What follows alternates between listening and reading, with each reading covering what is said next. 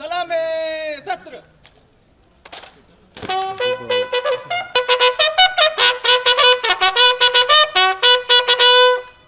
Guard बाजूर शस्त्र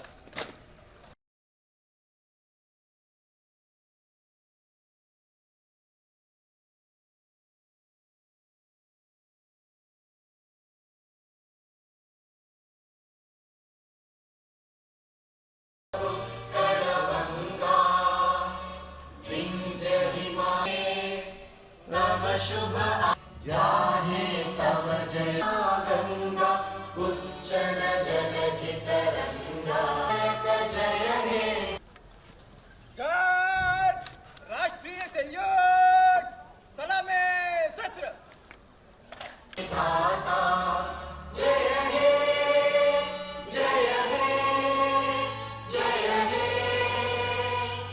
जय जय जय जय हे ఈరోజు 77వ గణతంత్ర దినోత్సవ సందర్భంగా అసెంబ్లీ ఆవరణలో జరుగుతున్నటువంటి ఈ గణతంత్ర దినోత్సవ వేడుకలకు ఇచ్చేసినటువంటి పెద్దలు గౌరవనీయులు సెక్రటరీ జనరల్ గారికి, అలాగే ఇతర అధికారులకు, అసెంబ్లీ స్టాఫ్కు, అనధికారులకు, మీడియా వారికి అందరికీ కూడా నా గణతంత్ర దినోత్సవ శుభాకాంక్షలు తెలియజేసుకుంటాను. మన యొక్క స్వాతంత్ర పోరాట అనంతరం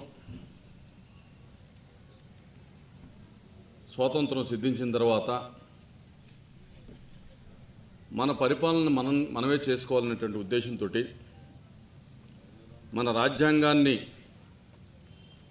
రచించుకోవటానికి ఏర్పాటు చేసినటువంటి కమిటీకి డాక్టర్ బిఆర్ అంబేద్కర్ రాజ్యాంగ పరిషత్ చైర్మన్గా ఏర్పాటైనటువంటి ఆ కమిటీ ఎన్నో దేశాల రాజ్యాంగాల్ని పరిశీలించి పఠనం చేసి అధ్యయనం చేసిన తర్వాత మనకి ప్రపంచంలోనే అతి పెద్దదైనటువంటి ఒక లిఖిత రాజ్యాంగాన్ని రూపొందించడం జరిగింది. ఆ రాజ్యాంగంలో భారతదేశానికి సంబంధించినటువంటి ప్రతి పౌరుడికి ఉండవలసినటువంటి హక్కులు, బాధ్యతలు, రక్షణ, పరిపాలనా విధానాలకు సంబంధించినటువంటి విషయాల్ని రచించడం జరిగింది. దాన్నే ఈ రోజున మన భారతదేశంలో అమలు చేసుకుంటూ ఈ దేశంలో ఒక పటిష్టమైనటువంటి ప్రజాస్వామ్య వ్యవస్థని మనం ముందుకు తీసుకెళ్ళగలుగుతున్నాం.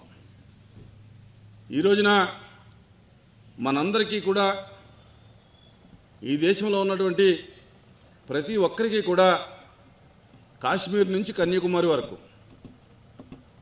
వాడు ఏ ప్రాంతం వాడైనా, ఏ మతం వాడైనా, ఏ కులం వాడైనా, ఏ భాష వాడైనా, ఏ సంస్కృతి వాడైనా అందరికీ ఒకే రకమైనటువంటి విధానం ఉందంటే కనుక మన రాజ్యాంగం యొక్క గొప్పతనం. ఈ దేశంలో భిన్నత్వంలో ఏకత్వం కలిగినటువంటి భారతదేశం. ఈ దేశంలో అనేకమైన మతాలు ఉన్నాయి, కులాలు ఉన్నాయి, సంస్కృతులు ఉన్నాయి, భాషలు ఉన్నాయి, ప్రాంతాలు ఉన్నాయి. అయినప్పటికీ కూడా మనందరం కూడా భారతీయులం అనేటటువంటి ఒక భావన ఈ దేశంలో ఉందంటే కనుక అది రాజ్యాంగం యొక్క గొప్పతనం. అలాగే ఈ దేశంలో ఉన్నటువంటి హిందువులందరూ కూడా భగవద్గీతని ఆరాధిస్తూ ఉంటారు, క్రైస్తవులు బైబిల్ని ఆరాధిస్తూ ఉంటారు, ముస్లింలు వారి యొక్క ఖురాన్ని ఆరాధిస్తూ ఉంటారు. కానీ ఈ దేశంలో ప్రతి పౌరుడు ఆరాధించవలసినటువంటి గ్రంథం ఈ యొక్క భారత రాజ్యాంగం. ఎందుచేతంటే ఆయా మత గ్రంథాల్లో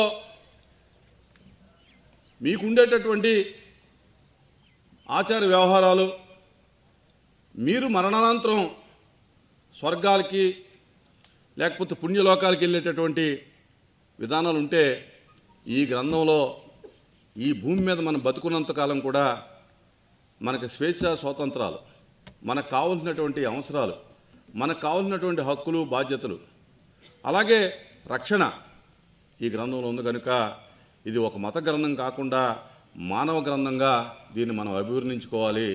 అందరూ కూడా వారి వారి మత గ్రంథాలతో పాటు ఈ గ్రంథాన్ని కూడా ప్రతి ఒక్కరు కూడా ఆ యొక్క ఇంట్లో ప్రతి వారి ఇంట్లోనూ కూడా పెట్టుకోవాల్సినటువంటి గ్రంథం ఏదైనా ఈ భారతదేశంలో ఉందంటే కనుక భారత రాజ్యాంగం అని చెప్పి చెప్పక తప్పదు.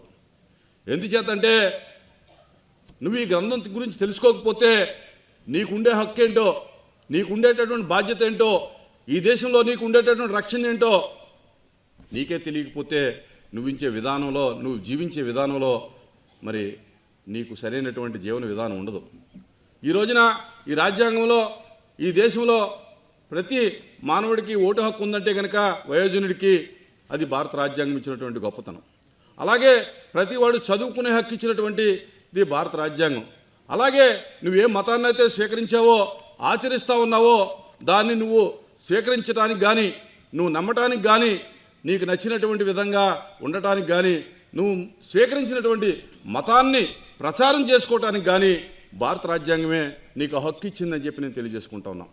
నువ్వు హిందువైనా, ముస్లిం అయినా, క్రైస్తవుడైనా భారత రాజ్యాంగం ప్రకారంగానే నడుచుకోవాలి తప్ప నీ యొక్క మత గ్రంథం చెప్పున ఈ దేశంలో బతకడానికి వీల్లేదని చెప్పి మత గ్రంథం భారత రాజ్యాంగం చెప్తా ఉంది. కనుక ఈ దేశంలో అత్యున్నతమైనటువంటి గ్రంథం ఏదైనా ఉందంటే కనుక అది కేవలం భారత రాజ్యాంగం అని చెప్పి మనం గుర్తెరగాలి. దాని గురించి మనం తెలుసుకోవాలి. దాని యొక్క లోతుపాతులు, దాంట్లో ఉండేటటువంటి విషయాల్ని ప్రతి ఒక్కరూ కూడా మీ మత గ్రంథాలతో పాటు, మీకు ఇష్టమైనటువంటి పుస్తకాలతో పాటు ఈ పుస్తకాన్ని చదవాలని చెప్పి నేను తెలియజేసుకుంటా ఉన్నాను. అలా చేసినప్పుడే నీ యొక్క కుటుంబ భవిష్యత్తు, నీ పిల్లల భవిష్యత్తు, నీ భవిష్యత్తు, నీ దేశ భవిష్యత్తు బాగుంటుందని చెప్పి నేను తెలియజేసుకుంటున్నాను. అలాగే రాజ్యాంగంలో ఆ యొక్క రాజ్యాంగాన్ని రక్షించుకోవాలనేటువంటి బాధ్యత కూడా నీదే అని చెప్పి చెప్పడం జరిగింది. కనుక ఈ రాజ్యాంగాన్ని ఎప్పుడు కూడా ఈ భారతదేశంలో రద్దు చేయటం అనేటటువంటి ఆలోచన ఎవరు చేసినా అది చల్లనటువంటి పని. ఎంచేతంటే ఆనాడు రాజ్యాంగంలో ఇచ్చినటువంటి ఆ యొక్క రచనల ప్రకారంగా, ఆదేశాల ప్రకారంగా నీకే